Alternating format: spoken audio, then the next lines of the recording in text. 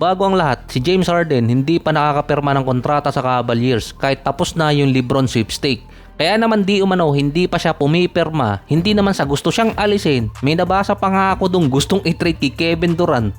Sumisingit kasi yung Cleveland dito kay Peyton Watson na meron di umano silang pagkakataon na makuha siya mula Denver Nuggets at magdidepende yon kung 2 or 3 taon ang pipirmahan ni Harden.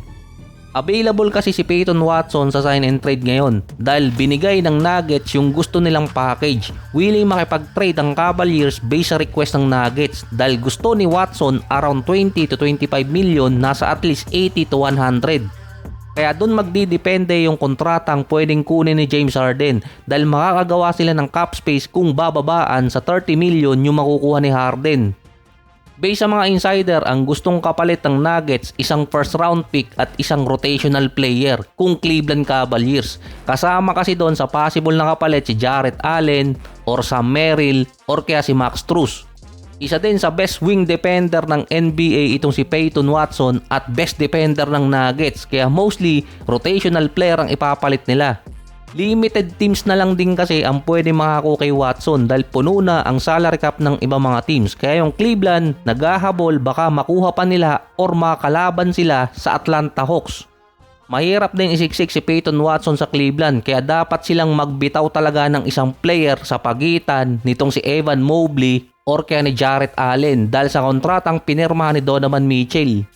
Next year kasi magsisimula na yung 60 to 75 million na kontrata niya. Imminent na mag-trade talaga sila ng isang player sa pagitan ni Allen at ni Mobley. Magkakaroon kasi sila ng 140 million na kontrata sa 3 player pa lang na mahirap agad isiksik doon sa tax apron. Ang Miami Heat naman nagkakaroon ng internal issue paano di umano magiging fit ang duo ni Adebayo at ni Giannis. Parehong player kayang bumantay ng 1 to 5 position. Parehong player din makukonsider na rim protector. Pareho ding elite rebounder si Adebayo at si Giannis na pareho ding defensive player. In papers ang Miami ang may best defensive frontcourt, parang pader na may upo. Defensively, malakas in papers yung Miami. Pero paano magiging fit si Adebayo at si Giannis pagdating sa offense dahil magkakaroon ng tinatawag na spacing sa loob ng court dahil pareha silang mostly nasa loob ng paint. Si Giannis dati may mga kasamang big man sa box pero mostly umi-score yun sa labas or sa 3-point area. Tulad na lang ni Brook Lopez kahit si Miles Turner. Based sa mga scout, si Adebayo kailangan mag-adjust kay Giannis na dapat sundan ang blueprint ni Chris Bosh na mostly dapat maging shooter itong si Adebayo. Last season sa perimeter meron siyang 43% shooting. Sa mid-range 30%, hindi pa ganong kadami ang tira niya. Sa 3-point area naman 31%. Kaya mostly si Adebayo inside at perimeter scoring. Nung nakaraang taon naman si Giannis sa perimeter merong 36%, sa mid-range 26% at 33% sa 3-point area. Mostly ng score ni Giannis last season, layups at dunks na nasa 80% shooting. Ginagamitan kasi niya ng ikatlong paa, yun ang upo. Kaya di umano kailangan ng Miami Heat si Klay Thompson para sa spacing nila dahil nga 3-point shooter. Ang point guard naman nila na backup kailangan complementary din sa dalawang big man na makakagawa ng spacing. Si Westbrook kasi ang kinukunik sa Miami pero ang isa pang possible na pwedeng kunin nilang backup point guard si Bruce Brown na available pa rin ngayon sa free agency market. Last season sa Nuggets meron siyang 8 points, 5 rebounds, 3 assists, 1 steal, 47 and 38. Isa din sa mga defensive guard na based sa scouting report, kailangan kasi ng team ni Giannis or merong Giannis ay isang defensive guard din. Isa lang sa mga option si Bruce Brown. Sinama pa rin kasi si Bradley Beal pero kung sa pagitan ni Brown at ni Beal, mas okay nang kunin si Bruce Brown kasi subok na. Si Bradley Beal kasi kapag nakuha na yung sahod, iskapo na. May kilala ako niyan sa office dati. Pinipigilan naman ng iba mga insider na kunin ng Lakers si Jonathan Kuminga na bakit di umano hindi ituloy na lang ng Lakers ang trade kay PJ Washington. Na obvious naman na mas okay kumpara kay Kuminga dahil na din sa pagiging two-way player nitong si Washington. Nag-a-average siya last season ng 14.7 rebounds, 2 assists, 1 steal, 1 block, 45 and 32%. Nasa 19 to 24 million ang kontrata ni Washington, mas mababa kumpara sa hinihingi nito si Kuminga at mas secure ang kontrata ni Washington sa loob ng 4 na taon. Based sa mga insider ng Lakers kaya ayaw kay Washington, wala na kasing ibibigay na draft picks ang Lakers kahit pa sinabi Sa sign and trade sa Atlanta, si Bando at isang first round pick ang kapalit kay Kuminga. Second, yung mga taga-Lakers na rin nagsabi, magaling gumawa ng move or magpasign si Pelinka pero tagilid siya kung sino ang isasign niya or tinatawag nilang asset management. Basta na lang di umano makapag-sign itong si Pelinka, hindi tinitingnan kung magpipit ba sa system na meron sila. Isa pa doon, mas tiningnan kasi nila yung salary cap at yung mas bata si Kuminga kumpara kay Washington dahil mas fit sa timeline ni Luka. At ang pinaka-importante, hesitant di umano ang Dallas na makipag-trade sa Lakers dahil nga sa naging problema dati sa trade kay Luka. Ayaw na nilang mabalikan ng mga fans at media.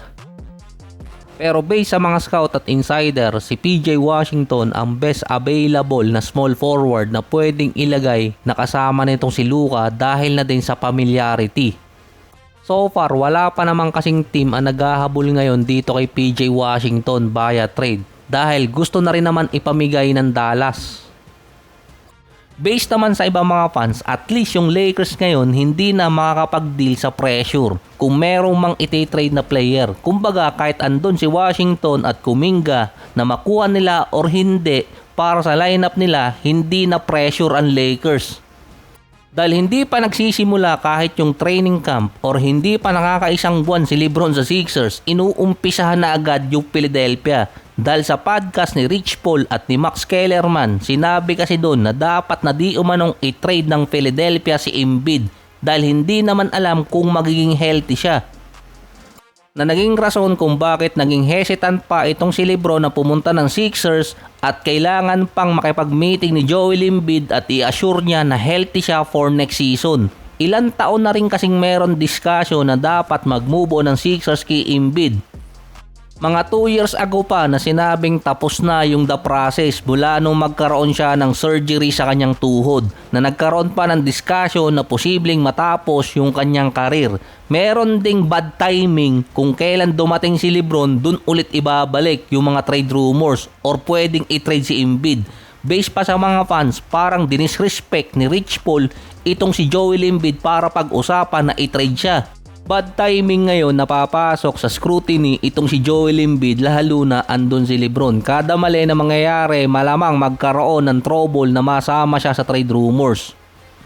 Isa pa, bago pumasok ng playoffs at bago nila madisgrasya yung Boston Celtics, meron na kasing mga insider no na nagsasabing iti-trade na kasi si Joel Embiid para mag-move on na sila sa duo ni Maxey at ni Edgecombe. Hindi rin naman nila alam na makukuha pa nila si Jaylen Brown at posibleng si LeBron pa ang sumagip dito kay Embiid para hindi ma-trade. Sa agent ni LeBron nagsimula yung usapan ng trade na malamang dalhin niya ni Joel Embiid until sumunod na taon or until mag-retire talaga si LeBron. Dahil ang problema talaga nun kaya hindi agad maiti-trade ng Philadelphia itong si Joel Embiid prior pa lang pumasok yung playoffs ay dahil magsisimula pa lang yung 187 million na kontrata niya. Magiging 57 to 67 million kada taon yun. Kaya problema pa lang nun kung paano siya iti-trade. Tapos injury pa.